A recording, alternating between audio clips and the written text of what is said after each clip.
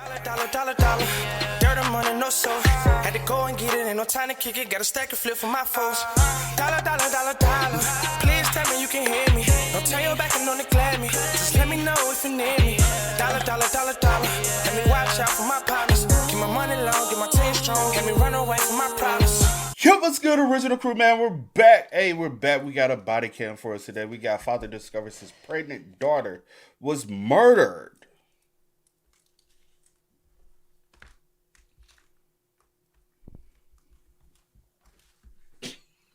Can't stand you sometimes. What? She said, Cause that's devastating. Like, I don't have kids, but I can only imagine as a parent. Yeah. Oh, okay. Okay, let's go. No, my sister told me about this situation. Yeah, I don't know if you seen it back. Well, you want to see it back my way. Not sure. But let's go. Let's check it out. Let's see what's about. You ready? Mm-hmm. So like my partner with you said, at this point we're going to treat this as the worst possible scenario, okay? And with that, I'm going to put you in the back of my cruiser if you're okay with that. Police are speaking with Guy DeVinny. Just moments ago, his daughter had been beaten and murdered inside her own room, all while her father was sleeping next door. All right, hey, bud, you mind giving me some information? Yeah. Sleeping? Banging on my door? Hey, your daughter's dead. That's the information you're going to get from me. By the time police arrived to capture the killer, he's escaped at the very last second. For months, this family had been suffering from a man who would never stop abusing and assaulting their daughter, no matter how many times the police were called. And now, after brutally killing his victim, he's on the loose in the largest city of the state. What follows next is one of the longest manhunts in the department's history, as officers race to find the suspect before he disappears forever. But what they don't realize, the chase will lead them toward a discovery far more tragic than anyone could have imagined. It's June 16, 2024, in Columbus, Ohio. At exactly 7:24 a.m., the police station receives an alarming text message. The sender, Michelle, claims that her sister-in-law's boyfriend, Devin Blair, has an active warrant for his arrest, and he's currently inside their house. The dispatcher, however, doesn't recognize a possible life-threatening situation. Instead of sending officers to her address right away, they refer Michelle to the non-emergency service. But a minute later, they receive a string of some of the most haunting messages the police have ever received. My sister-in-law's boyfriend has an active warrant for his arrest, and he is currently inside the house. Okay, we'll look at. I know 100% what she was trying to do, right? But I always say this, because I always tell you this at the same time. Verbiage is 100% very, very important if you want anything done. You know what I'm saying? Because you telling this, they don't. It's an act. A lot of people don't.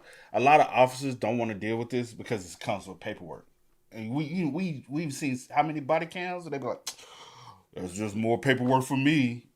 And you be saying stuff, you know what I'm saying? Because they like, "Oh, you know how much paperwork you finna cost me for this?" You know. Received. He's hurting her right now. I heard yelling in her room and crashing around. I just heard struggling and what sounds like she was throwing up, screaming, and things crashing in the room. He will run if he knows the police are coming. If officers don't arrive soon, who knows how this is going to end for her and Michelle's life. The dispatcher promises to call all available units and ends the session at 7:30 a.m. Are we doing text, bruh?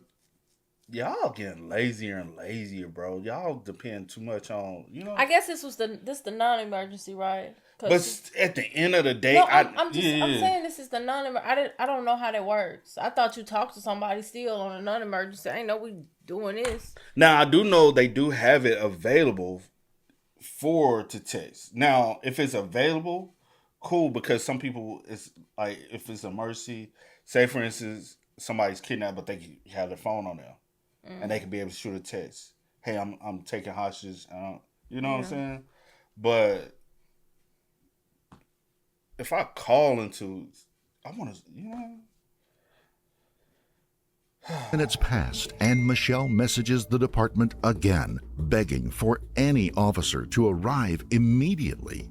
The dispatcher reassures her they'll be sending officers as soon as possible, but nobody comes. As soon as possible. 21 minutes later, at 7:56 a.m., Michelle would send her last recorded message. He is leaving.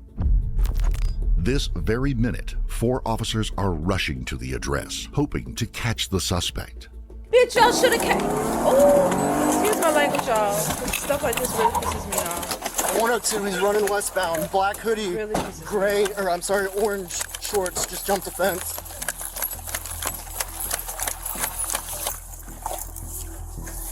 Shit, jump the fence, go.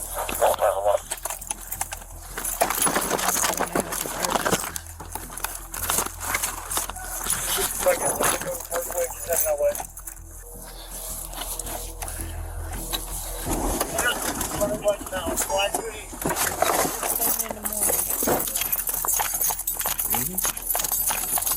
Gun out. Gun out. In the summer. I thought it's too early for you to be doing the shit you're doing. The dog right here. Here, there he is. Hands up, you're under arrest.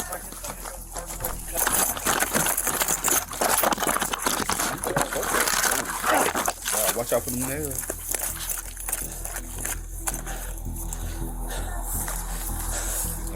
Where the hell he go? What you got here?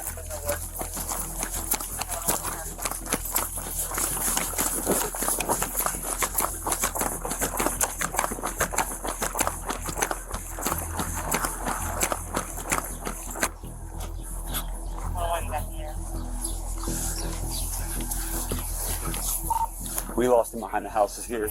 We're at 4649 Parkway. The suspect has disappeared. The officers aren't sure what comes next.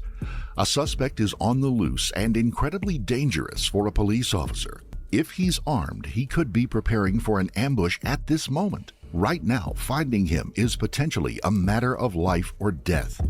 They carefully look for him until one of the cops spots someone running out of the corner of her eye. Stop right there! Stop!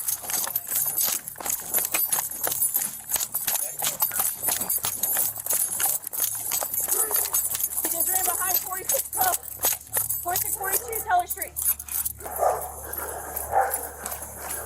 And we are 46 Teller Street.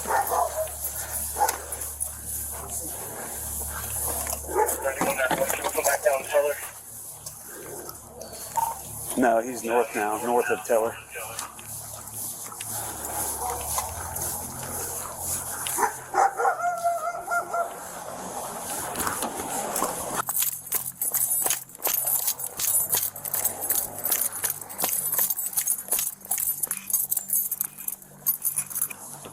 We don't have chopper, do we? He's northbound somewhere. Hey, if you can hold that perimeter over there, if you can see all the way down that street. The man manages to outmaneuver officers and slip away between the buildings, but the cops don't let up. They know if they lose him now, they might not ever catch him. While this team races after the fleeing suspect, another rushes towards the crime scene to secure the victim. I think he's back at the house. He got some screaming inside. He killed my sister. Where's your sister? Is he inside? Is he inside? No, he dipped. I don't. Where's your sister? She's upstairs in her room. Upstairs to the left is the back door. He killed her. He's not here, but his brother or her brother's maybe 1018. Stand by.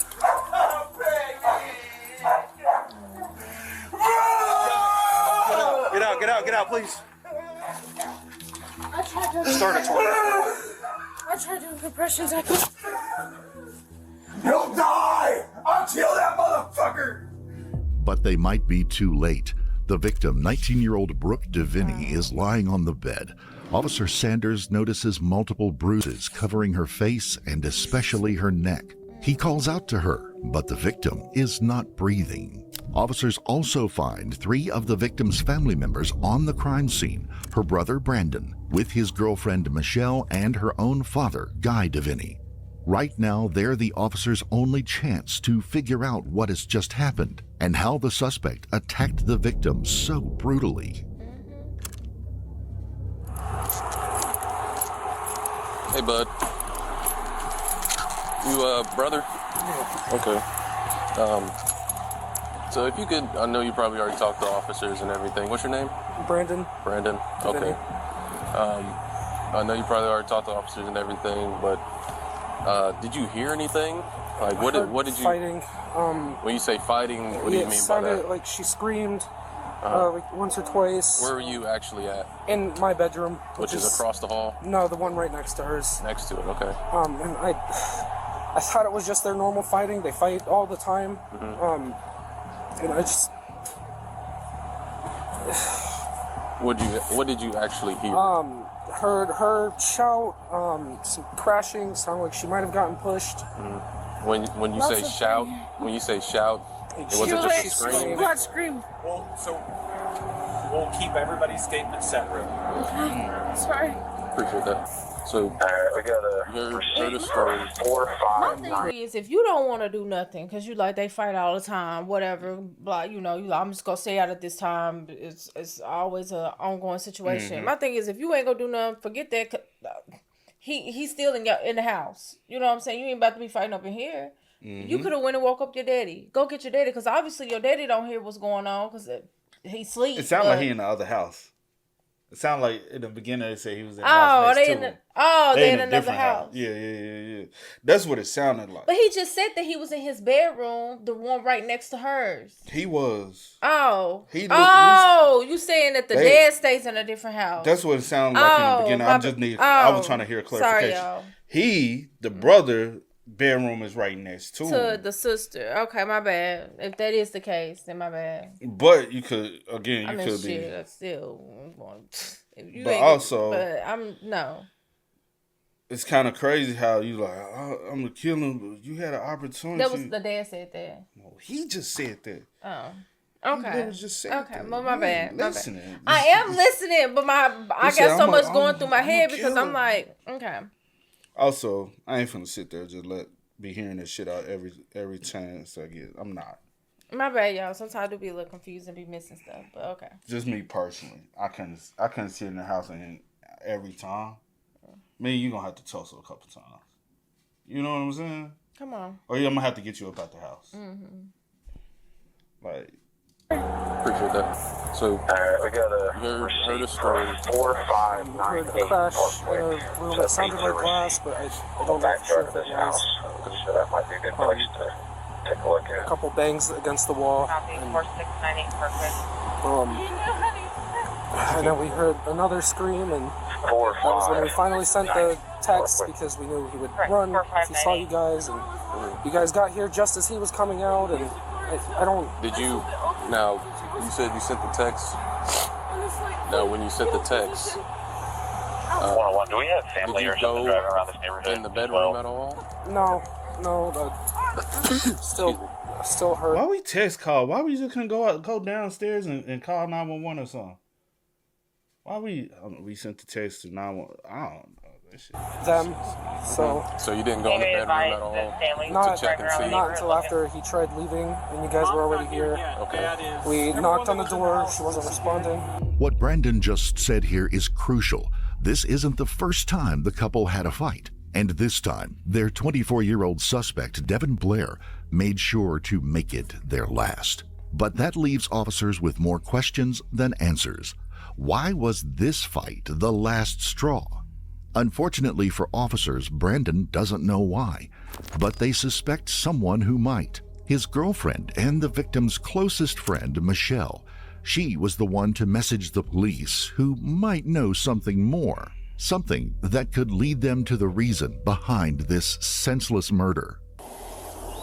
So you called during the actual fighting? I messaged so that way he doesn't run because... Oh, yeah, the text thing? Yeah. No, that's perfect. The quieter the better sometimes. She's so hard. Oh, They're in there working on her, and now we got our ambulance coming, so. I just don't get it. I just don't get it, man. She kept going back after him and after him. She went to the hospital the last time. 2 times she's went to the hospital because of him. How bad she's bruised her and beat her before. So she's got marks from old assaults. Maybe scars, I'm not sure. I guess that in their heads they weren't thinking like the worst, because this is the worst, right? Mm-hmm. They wanted him arrested because they like, if y'all get here, that he don't hear the sirens and stuff, he won't run. Y'all be able to just come in and arrest him and he'll be locked up. But not thinking that he really in there. Why he keep coming back to the house though? Who keep open, like you asked earlier? Who keep opening the doors for him to come in? Because as soon as he show up, every single time I would call 911 every single time. He wouldn't even have an opportunity to come inside. You know, that's just me myself. He knew what he did too. He grabbed. I think he has her phone. Because I saw multiple phones in his pocket when he came downstairs and went back up one time. I think he has her phone too. Officers shift their focus. The victim's phone is missing. If the suspect took it with him, there is something inside that he doesn't want the police to discover. They need to find that phone by any means necessary. However, doing so is going to be a huge challenge. The team of first responders finally comes back from their chase to deliver the news that nobody wanted to hear. They lost the suspect. Time is not on the police's side. They need to locate him as soon as possible, but don't know where to start. Officers figure he'll try hiding out at a relative's or friend's place. But Michelle thinks otherwise. Now, they were saying he doesn't have too many friends in the neighborhood. Nobody likes him. His family doesn't want anything to do with him, according to what she said in the past. Because of this kind of thing, because of his violence. There was multiple charges between them two. I guess there was previous charges of him with a previous relationship or previous people in his life. I don't know how he managed to still be out and go scot-free. This isn't good. With nowhere left to hide, the suspect might try to just run away as far as he can. Worse, he might be preparing another attack to finish what he started. Brooke DeVinny might have been only the first target on his list, and Michelle is rightfully terrified of what he can do. There's no knowing what set him off. Yes. Such anger issues, sporadic mood swings.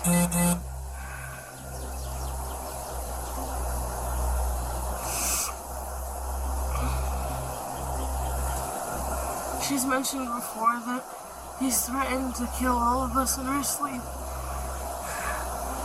and that he said that he'd kill her. I'm so vigilant, so scared. Every noise wakes me up. Every crack of the stair makes me stand up edge. It's not just because of him. As the investigation continues, officers move all witnesses into heavily armed cruisers. With a dangerous suspect on the loose, the police are taking no chances. There is only one last witness the police haven't questioned yet: the victim's father, 53-year-old Guy DeVinny. And the way he discovered his own daughter's body is a nightmare come true for any parent. All right, hey, bud, you mind giving me some information? Yeah. Sleeping?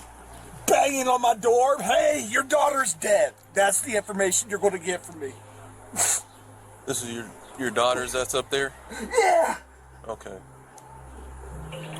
Do you live here? Suspect have an ID number. All right, so I know you're a little upset right now, but if you can give me as much information as possible. I just know that she was dating this guy. I don't even know his last name. I know him, but Devin. Okay. We talked. What? God. Sir, did you hear the I didn't hear nothing. Didn't hear him arguing? My fan is loud. Yeah. I sleep with my fan on high, and I was completely out. I drive a truck, so that goes back to what you were saying earlier. So they do stay in the same household. I said I was kind of confused in the beginning with that. So back to your question earlier with the brother, why not go get? It wasn't a question. Well, was a statement. Yeah. Why not go get your father when you're hearing something like that going on? I'm like, if you're not gonna do anything, it has the dad like, or is everyone just kind of like, well, they fight all the time, they'll be all right. It's 7 o'clock in the morning. You know what I'm saying? Like. That shouldn't be okay. Like, oh, they fight all the time. It is what it is. And he shouldn't just be allowed to ever come in the home. Okay, he right. Like, who keeps opening the door for him? Her. I really just hate situations like this. Yeah. I was completely out. I drive a truck, so I sleep heavy. Yeah, that's fine. Right. And does the boyfriend? This guy, I told her, I said, it's bad news. He's bad news. I just don't like him. What's the status? So they are doing CPR. It looks like they're going to transport it. I will call that good news for right now. It is. She's breathing. They're trying. I don't know. I'm not in there, but I know when I went up there, they were doing CPR. They're not using the machine. They're actively working with her, and they just brought a gurney up here, so it looks like they're trying to transport. Okay, and I will keep you updated. All right. No one on the scene really knows what's going to happen next. But in just 20 minutes, they'll receive news that changes their lives forever. 19-year-old Brooke DeVinny is pronounced dead at the hospital. Her cause of death is asphyxia, caused by strangulation and blunt force trauma to her head. And the man who committed this heinous murder is still on the loose in Ohio's biggest city. If the cops don't find him soon, Brooke DeVinny won't be his only victim. After gathering the evidence and questioning witnesses at the scene, detectives were finally able to put together a picture of what happened. Early that morning, Devin Blair entered the house and confronted his girlfriend, Brooke DeVinny, inside her bedroom. The reason is still unknown. But what began as a verbal confrontation quickly turned into a violent fight. That woke up both the victim's brother and his girlfriend next door. The two witnesses could hear everything. Devin throwing her around the room, slamming her against a wall, and repeatedly striking her head and face. Then the struggle suddenly came to an end. Nobody realized it at the time, but Devin had just strangled Brooke in her own bed. Throughout the ordeal, the victim's brother and his girlfriend were desperately texting the police, hoping officers could catch Devin by surprise and arrest him. After killing Brooke, witnesses could hear Blair moving through the house, unaware that he was looking for sheets and towels to cover the body before leaving the residence and running away wearing black clothes. And now Columbus police face a challenge unlike anything they've ever seen. Their suspect has escaped through Riverbend, arguably one of the densest areas in the entire city. And it has everything police officers hate. Closely packed backyards with tall fences, tangled roadways, and countless dead ends. It's the perfect place for Devin to get away. Locating him now might take days, if not weeks, of searching. But officers are confident of one thing. Devin can never run too far. For one good reason. Back when the first responders arrived at the scene, they saw Devin trying to get inside the victim's vehicle in the garage. Officers were quick to react. They blocked the road with their vehicles just in time, preventing the suspect from driving away. He managed to get away on foot, but without a car, Devin can't have gone too far. This leads detectives to the only possible conclusion. Devin is somewhere hiding in this neighborhood. He might be in an abandoned building or a vacant house or just in the bushes waiting for the police to lose his trail. Devin has the upper hand. The area is big enough for him to hide just about anywhere. With the police force being stretched thin as it is, he has the environment on his side, but the police also have a trick up their sleeves. A police cruiser pulls up to the scene with a special package. Come on, what's the package?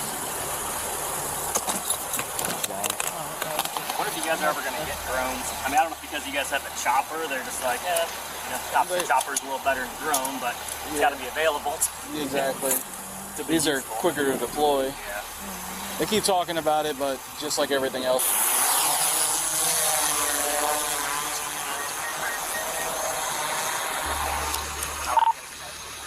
191. The drone's up. If anyone has any movement anywhere, let me know.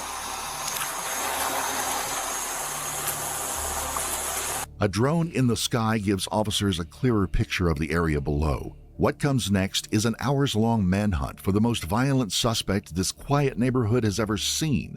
Each passing minute he's on the run means another life is at risk. What do you think? He's on the. Morning, I think sir. he's How are you? Probably on somebody's house. Good. You see any younger, light skinned male, black, afro, orange shorts, black hoodie, walk through here? Copy. Okay. All right, well. He just killed his girlfriend over there in Parkwick, so I would probably go in and lock up for a little bit, all right? So. Officer Kinzel's been I advising... don't think I would have said that. I would have said, be on the lookout. He's a dangerous suspect. Right, you don't say that. I don't report that a girl was just, you know what I'm saying? Okay, whatever. I don't know. Evidence to lock their doors from this dangerous suspect while he's roaming the streets. Then he receives a crucial lead. 20 minutes earlier, Devin Blair was seen running toward the wood line near Interstate 270 and Georgesville Road. With the help of a canine unit, Officer Kinzel and his partner are sent to that area. If the dog sniffs him out, Devin will have no chance of running away this time. Okay. Josh, last time he ran across the freeway. Just FYI. Oh, last time he ran across the freeway. That's where that came from, folks. So, is Georgesville here or is it the freeway? That's the freeway. Okay. All right, well, that makes sense then. We can get to this wood line. Unfortunately, it was too late. An updated lead confirms the suspect ran across the freeway and disappeared again. Now he's hiding somewhere on the other side of this major road. Sadly, officers will have to return with nothing. But on their way back, they're going to receive a radio transmission with a harrowing update. S8. S8. Now it's times 2, 8:45. Times 2? 8:45. Who else is dead? Huh? Maybe a baby? Oh. Like pregnant. Maybe. Oh. Maybe. I don't know. I mean, that's... yeah, that makes sense. There was only one transport here, so... Yeah, that's true. Yeah, that makes sense. Damn. No fucking way. Tragically, this officer is correct. In the hospital, doctors would make a horrifying discovery. The victim, 19-year-old Brooke DeVinny, was roughly 14 weeks pregnant at the time of her murder. The child didn't make it. They were pronounced dead shortly after Brooke's passing. What Devin Blair did that morning is unspeakable. Not only did he murder his girlfriend and traumatize her family, but he took the life of an innocent child that wasn't even born into this world. And now every officer involved in this search knows about it too. And something tells them that Devin might be more dangerous than they initially thought. They will not stop until he is in cuffs. Every officer is now on high alert, ready to spring into action if they get the slightest hint of his location. It's now 9:26 a.m. It's been almost 2 hours since the start of the search, and the suspect is still on the loose. Officers continue checking everything: homes, people's backyards, even garbage dumps. Any place a suspect might be hiding doesn't go unchecked. Meanwhile, the drone operator is carefully scanning every street. For a while, he has nothing to report until something or someone finally catches his eye. Are there two officers that can check an individual in the Bay Run Apartments? He's sitting alongside the pond back there, trying to get a better address. 4 officers immediately rush to the location to track down the suspicious individual. It might not be who they're looking for, but the police aren't leaving anything to chance. Try this one.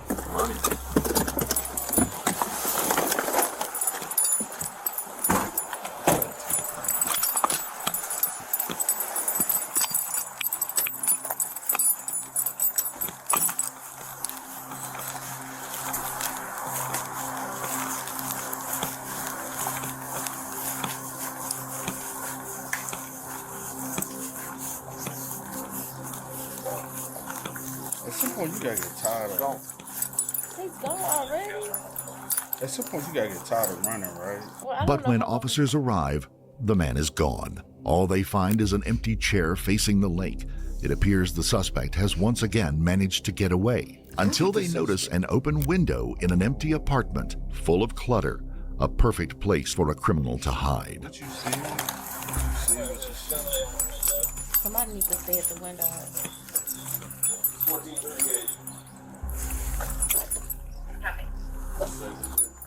Police department, anybody in here? Make some noise! Yeah, just hold that window. Hold there. Alright, just opens up to the right. It's clear. Hey, baby, you can come in. Copy. Oh my God, it's loud. No. Good, sir. Whoa. Going right. Nothing clear. Coming out now. Why does it look like legs? Easy what? But it's the toilet in there. He had to have seen us driving through. That's our guy. What is he in there somewhere? And shit, all the doors is off everything. Right? But there are boxes in there. Hold on. Y'all ain't looking good. I mean, I guess you can really look at. Again, the officers find nothing. The apartment is seemingly empty, only filled with boxes. Officers then move to the second floor, where they try knocking and opening multiple doors to check for any suspicious activity, but none of them budge. Finally, the group drives away.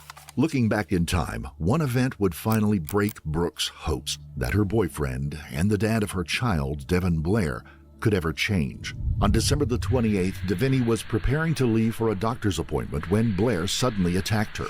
He stripped her of her clothes on the street and drug her back into the house, holding a knife to her throat and threatening to kill her before stabbing her in the stomach. When officers arrived, Blair resisted arrest by punching, biting, and spitting at the officers. He was charged with multiple offenses, including domestic violence and assault on an officer. This was a tipping point for Deviney's family, especially after they had to call the police 13 times on Devin Blair for his despicable acts. And he was finally getting what he deserved, or so they thought. Despite these charges, Blair was allowed release on $10,000 of recognizance bond, meaning he didn't have to pay to ensure his appearance at sentencing. The judge... I ain't gonna hold you. I don't fuck with the recognizant bond shit. I don't either. I don't fuck with none of that, all that signature bond and all this. Don't like him. Nah. Who thought that was a bright idea? It should have been $100,000 bond, $10,000 to get your ass up out of here, in cash money, a cash bond. Other than that, nah. Ever since y'all gotta, people be working so backwards, bro, and they think they know what the fuck they're. We need no the fuck we don't, bro. No, we don't. Meaning he didn't have to pay to ensure his appearance at sentencing. The judge believed he could change, not aware that a couple of weeks earlier he had been proven wrong. On May the 31st, a warrant was issued for Blair's arrest after he violated unspecified conditions. Then, just days before the murder, Deviney approached a Columbus police officer with a disturbing claim. Blair had returned, and the first thing he did was attack her, punching her in the face repeatedly and threatening to kill her. That's when she decided to file a report, a protection order, and to leave Blair for good. And he discovered it. Police officers received yet another reason to capture their suspect. A man like this, who had already shown exactly what he was capable of, cannot walk the streets completely free. But maybe Devin is closer to the officers than they think he is. It is currently 12:16, 5 hours into the search for Devin Blair. So far, it has been unsuccessful. Officers have checked multiple houses in the area, asked countless citizens, and combed through multiple streets, but there's still no sign of their suspect. Still, the main place officers expected Devin to hide is in the Big Run Park, just north of the crime scene. A big wooded area is ideal for lurking, but the police don't have enough officers to search the area and every bush. They decide on a more tactical approach. Several units are ordered to guard the main bottlenecks leading in and out of the park. All remaining officers patrol the area in their cruisers, all while the drone above keeps observing the area. For hours, the operator scans in silence. until something finally catches his eye. 191. 191. I'm not sure if they're lady. I got a male, black tan pants, black hoodie, running over Klein Road North through the yards, or through this church lot. He's got a goatee, he's holding a phone. One of the sole Mr. Dealer is the suspect.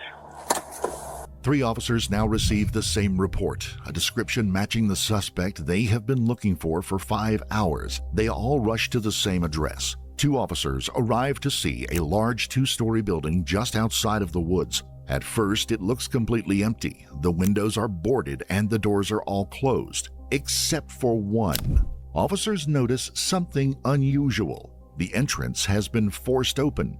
Someone has broken into the building and might still be hiding inside. Myself and S10 are going to clear this out. Got the one there. Columbus Police, if you're your sound off!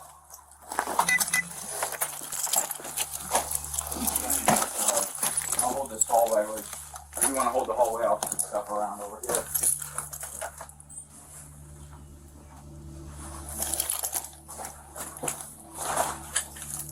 Columbus Police!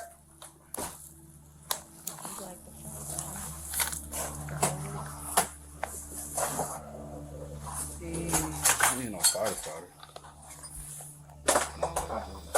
All right, a big kitchen here. I'm gonna check this garage. That's this shit right there.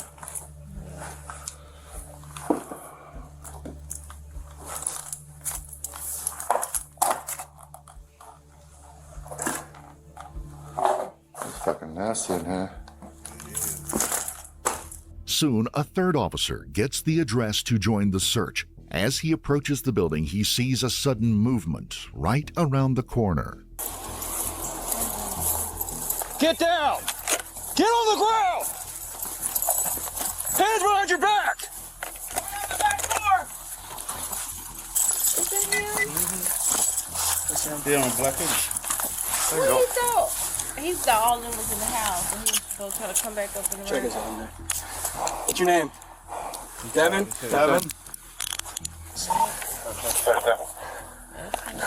Yeah, this one. Monica, I see a suspect from Monica. Stand up, Devin. Come on, stand up. I copy one and copy. It is the suspect. 191, if you can put the address of this house here, just where you happen at. After hours of searching, the manhunt finally comes to an end.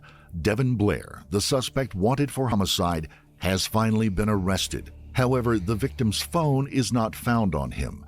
He likely got rid of it. But Devin won't go down without a fight. Instead of cooperating with officers, he decides to make their job as difficult as possible. We're going to get in the car with your sketches on. I can get my water. Let me get my water. Hey, stop. Stop. Let me get my fucking water. Hey, we'll deal with that later. Okay?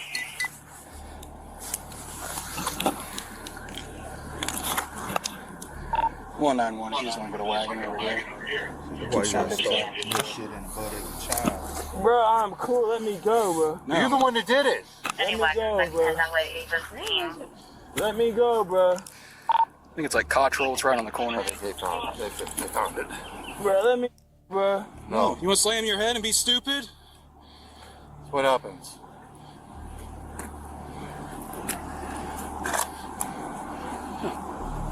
We'll just help you make it good. Racist motherfucker. Racist? Bro, you just... Yeah? I'm racist. Let's see what it's being like. For sure, right. Where my legs go? No. You want to do stupid stuff? You get a hobble and we'll put him on his side. Sarge, you get a hobble and we'll put him on his side. Got one. Damn, I'm tripping out, get on my side, my damn self. Ain't no one listening to you right now, guy. I don't need it. Always slamming your head on getting stuff. And y'all keep fucking with me. Yeah? Devin has finally shown his true colors to them. Something is seriously wrong. Boy, you keep fucking with everybody, bro. You keep fucking. Hope they ain't gonna do it, though. Fucking. Yeah. Devin has finally shown his true colors to them. But after hours of searching and a dead 19-year-old, the cops aren't having any of it. We didn't get to the other side because he started slamming his head. Weed, I got weed. I already got your weed. Alright.